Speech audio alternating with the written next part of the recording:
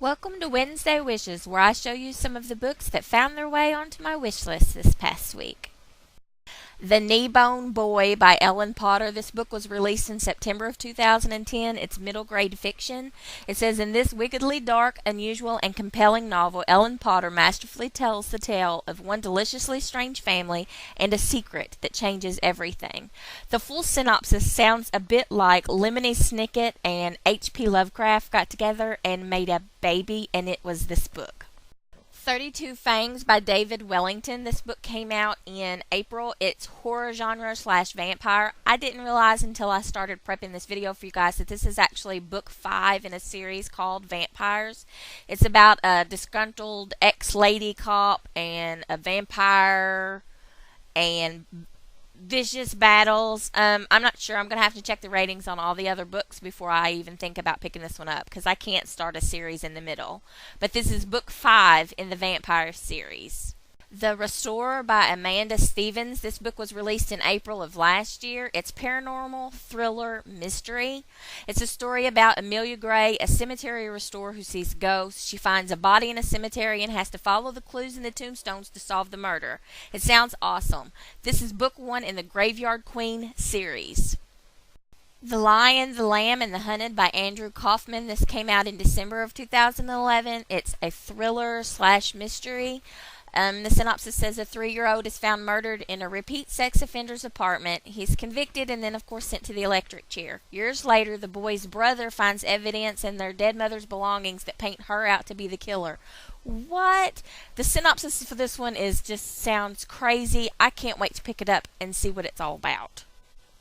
Let Me In by John Lindqvist. Yeah, I totally just butchered that. The original title of this book is called Let the Right One In. I believe it is a Swedish written book. I've actually watched the movie with the subtitles and thought it was fantastic. I would love to pick this book up. Unfortunately, the cover that I like in hardback is going for about $100 used on Amazon right now. So I'll hold off on purchasing it for a little while. This is a horror fiction. It's a vampire book. It says set in 1983. Let Me In is a horrific tale of Oscar and Ellie. It begins with the grisly discovery of a body of a teenage boy emptied of blood.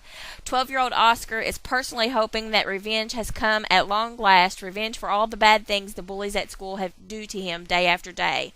While Oscar is fascinated by the murder, it is not the most important thing in his life. A new girl has moved next door, a girl who's never seen a Rubik's Cube before, but who can solve it at once. They become friends, and then something more. But there's something wrong with her, something odd, and she only comes out at night.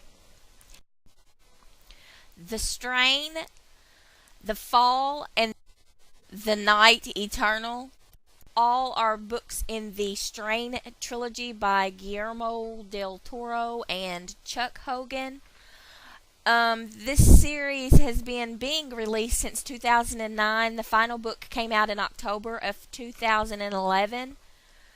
The Strain trilogy is sci-fi / horror / vampire / dystopian. From what I can gather from all the synopsis, some kind of contagion sweeps Manhattan, causing a mass extinction of humans and turning most of what's left into vampires. The synopsis says the future of mankind lies in the hands of a ragtag band of freedom fighters. Can I just take a second and say, Guillermo del Toro, are you kidding me? Come on, you guys. Did you see Pan's Labyrinth? Hellboy? The guy has an artistic eye in the realm of fantastic, and I'm dying to see what kind of vampiric apocalypse he can paint. Sandman Slim by Richard Kadrey. This came out in 2009. It is fiction. It says supernatural fantasy has a new anti-hero. Life sucks and then you die. Or if you're James Stark, you spend 11 years in hell as a hitman before finally escaping, only to land back in the hell on Earth, that is Los Angeles. Drood by Dan Simmons. This came out in 2009. It's historical fiction.